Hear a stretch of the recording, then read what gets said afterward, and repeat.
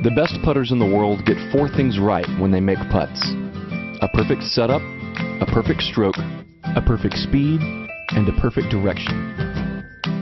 Seymour's patented and proven rifle scope technology putting system helps golfers improve all 4 areas. Here's how. First, get in a comfortable posture. Square the face to the target line using the putter's alignment line.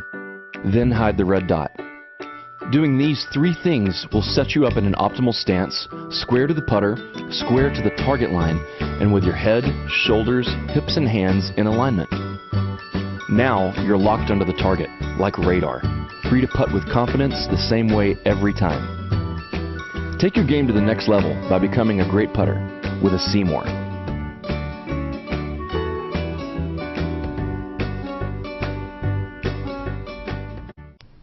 Okay, Evan, here's your lesson today, or swing today.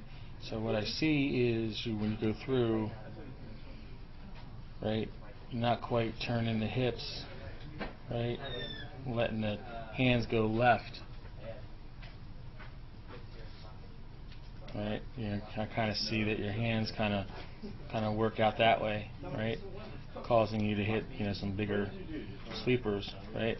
Have the sense that your hands go left first, or at least at the impact. Let the butt rotate a little bit more. Right? Get away from going very steep. Right? Going sharply into the ground and hitting those big high hooks. Right? Even though you feel like you're going left, right? Ball go more straighter. Right?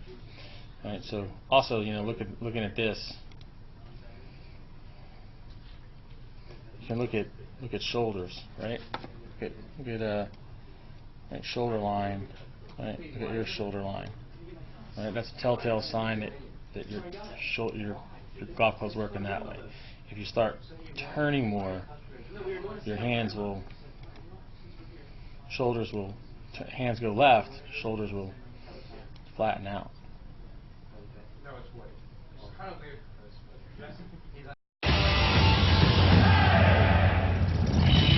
Rory McIlroy is only 5'9", 161 pounds. But in the U.S. Open, he bombed his drives an average of over 310 yards. Our question is, how does a golfer Rory's size get so much length off the tee? The key to generating distance is what's called the kinetic chain, drawing energy from the ground up through the legs, through the torso, into the arms, and into the club. And in the middle of that kinetic chain is a critical link, the hips. And it's Rory's extraordinary hip action that caught the eye of Dr. Greg Rose.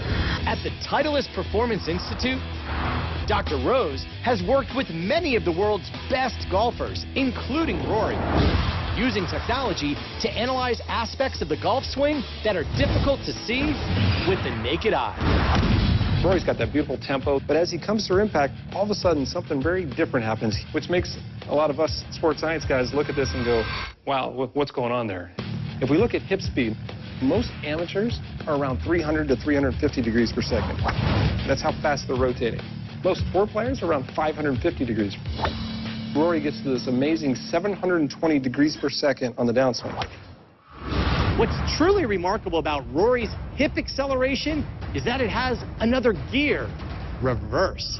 So if I'm looking at anatomy, you got to understand your abdominals, they run diagonally. Those are called your oblique abdominals. They start on your rib cage and they run down to your pelvis. So imagine it's like a rubber band attached to either side, and as that rubber band is contracting, it's going to grab both sides and pull them closer together. So in Rory's case, those abdominals fire so hard, it actually takes his lower body and it actually spins in the opposite direction. Right there, it's actually moving 377 degrees per second the opposite direction, which is just crazy. In other words, for a split second, Rory's hips actually move backward faster than most golfers ever move their hips forward. This reverse rotation is extremely rare. Out of the hundreds of pros he's analyzed, Dr. Rose has only seen it a handful of times. And while it isn't the key to Rory's length, it's an amazing indicator of the intense torque Rory uses to generate ball speeds of over 175 miles per hour, among the fastest in the world. Of course, Rory McIlroy didn't win the U.S. Open just by being long off the tee. His ball striking helped him set the Open record, hitting an amazing 62 out of 72 greens in regulation.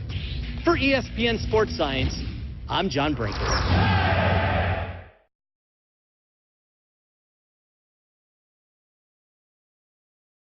Well, the most important thing in a golf swing to me is the movement of the lower body from the top of the swing.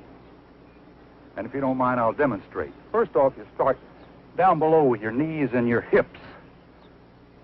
At the top of the swing, you move the lower part of your body, not your shoulders, the lower part of your body, letting your arms and hands follow, bringing you into position to hit.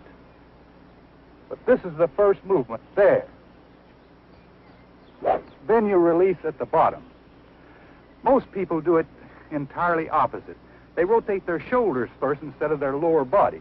As a result, they come across the ball and hit the outside of the ball instead of the back of it.